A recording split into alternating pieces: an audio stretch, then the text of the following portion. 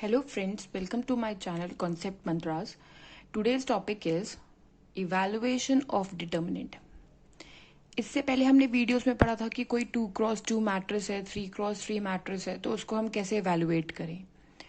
But जब matrices का order बढ़ता है, जब और ज़्यादा हायर ऑर्डर के मैट्रिसेस होते हैं, तो उस केस में डिटर्मिनेंट की वैल्यू निकालना मुश्किल हो जाता है. तो उस केस में हमें क्या करना चाहिए वो हम देखेंगे इस वीडियो में. In case you have a matrices of more than 2 order, 3, 4, 5 order का, तो उस केस में हमको क्या करना है, हमको ट्राई करना है, try to introduce zeros at maximum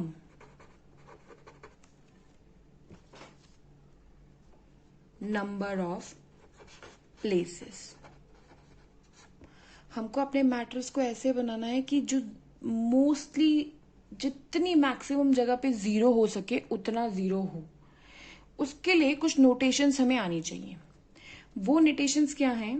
पहली नोटेशन, आर आई जब हम लिखेंगे तो इसका मतलब we are talking about ith row.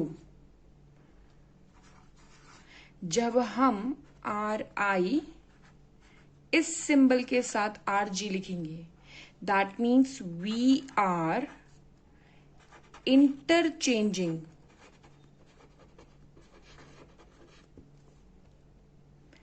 ith and jth row. जब हम लिखेंगे आर आई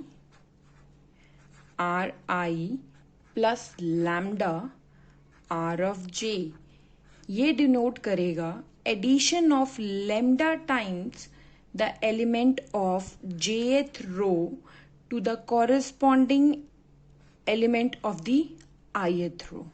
जब आगे हम फर्दर इसके एग्जाम्पल करेंगे तो ये और क्लियर होगा.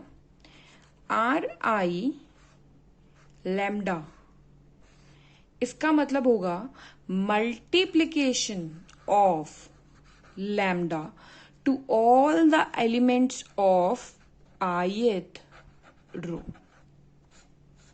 सो ये हमारी वो प्रॉपर्टीज हैं जो हमारे उस डिटर्मिनेंट को एवेलुएट करने में हेल्प करेंगी जिसके मैट्रिसेस बहुत ज़्यादा हाई ऑर्डर हैं.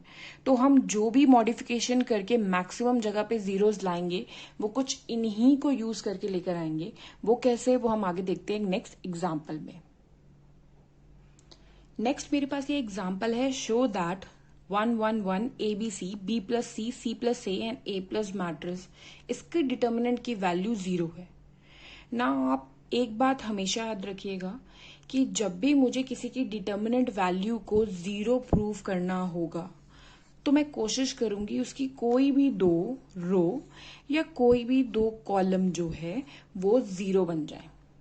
जब वो 0 बन जाएंगे मतलब वो आइडेंटिकल बन जाए. अगर वो सेम बन जाएंगे तो मतलब मैं किसी भी एक रो या एक कॉलम को 0 बना सकती हूँ. फॉर एग्जाम्पल, अगर मेरे पास 1 1 1 1 1 1 और यहाँ पे ABC है, सिंपली मैं इस कॉलम और इस कॉलम को सबट्रैक्ट करूं तो मेरे पास कुछ एक रो एक कॉलम 0 बन जाएगा. तो जब मैं इस कॉलम के अलोंग डिटर्मिनेंट को एक्सपैंड करूंगी तो मेरा आंसर 0 आएगा. तो मतलब किसी भी मैट्रिसेस के डिटर्मिनेंट को 0 प्रूव करना है, सिंपली कोशिश करें कि उसके 2 रोज को आप आइडेंटिकल बना दें. जब आप उसके 2 रोज को आइडेंटिकल बना देंगे तो चांसेस बहुत ज्यादा हो जाएंगे कि आप उस क्वेश्चन को सिंप्लीफाई आसानी लेस नंबर ऑफ स्टेप्स में कर सके. सो फर्स्ट स्टेप हम क्या करते हैं, हम इसमें ये हमारा C1 है, ये हमारा C2 है, ये हमारा C3 है.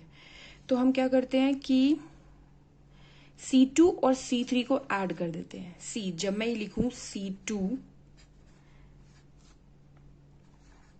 आप पूरा लिखेंगे performing C2 tends to C2 plus C3, मतलब C2 अब एक नया कॉलम बन जाएगा जिसमें C2 प्लस C3 की वैल्यू स्टोर होगी. ऐड करके देख लेते हैं. 1 1 1 A ए में बी प्लस सी ऐड हो गया है, बी में सी प्लस ए ऐड हो गया है, सी में ए प्लस बी ऐड हो गया है। ये आपका एज इट इज सेम रहेगा।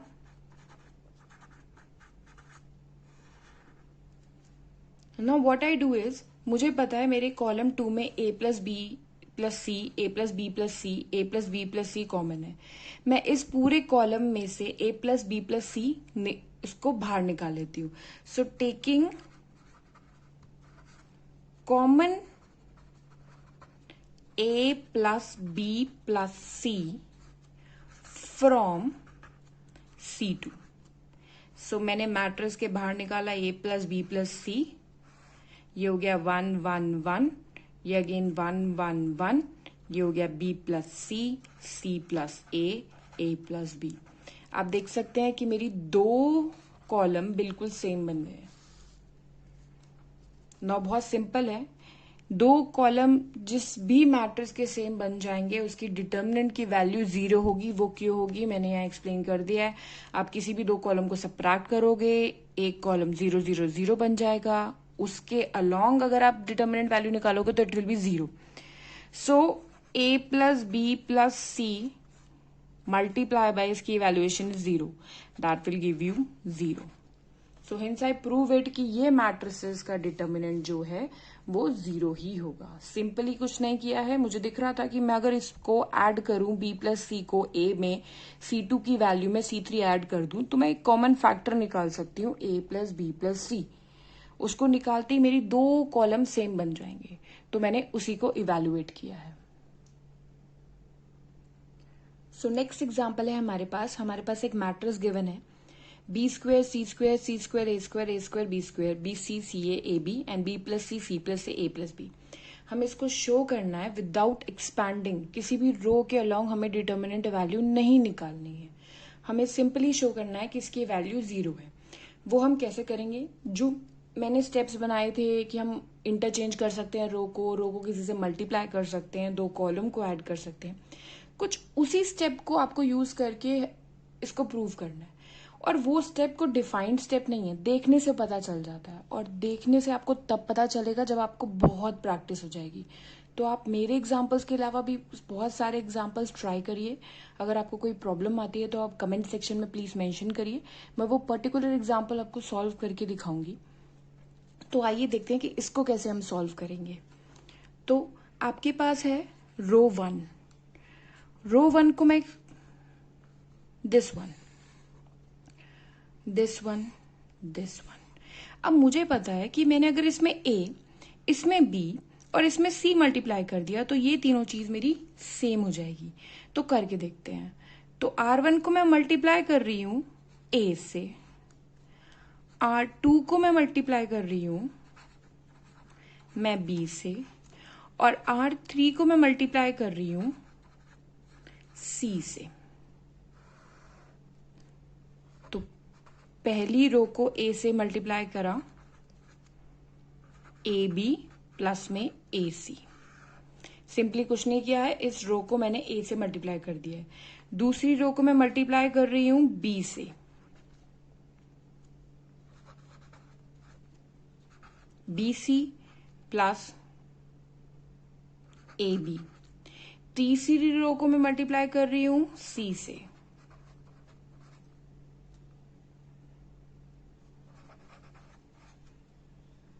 ए सी प्लस बी सी। सो अब मैं क्या कर सकती हूं, इसमें से ए बी सी को कॉमन निकाल सकती हूं। तो taking A B C common from C2, A B C को आपने बाहर निकाला,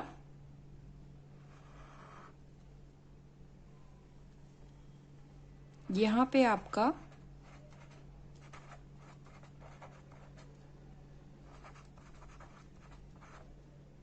one one one A B plus A C, B C plus A B, A C plus B C, ये चीज बन गई। सी ABC मैं इस वाले कॉलम से भी बाहर निकाल सकती हूं और एक साथ ही निकाल सकती थी।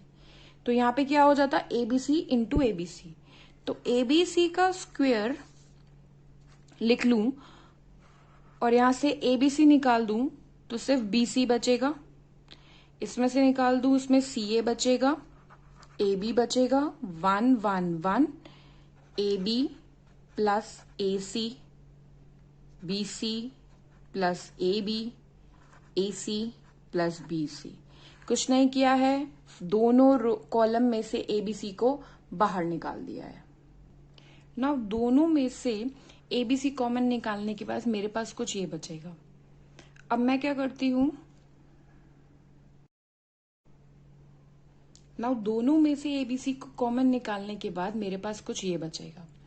अब मैं देख सकती हूं कॉलम 1 को अगर मैं कॉलम 3 में ऐड करूं तो तीनों एलिमेंट सेम बन जाएंगे। तो करके देखते हैं। C3 gives me C3 plus C1। सो ABC का square, this is BC, this is CA, this is AB, 1 1 1। What I do is, इसमें मैंने ये ऐड कर दिया है सिंपली AB AC। इसका मतलब होता है आप C3 में C1 ऐड कर रहे हैं और उसे C3 में ही लिख रहे हैं, plus BC, CA plus BC plus AB, AC plus BC plus AB। Now what I do is I take AB plus AC plus BC common from column C3. So taking AB plus BC plus CA from C3, I will have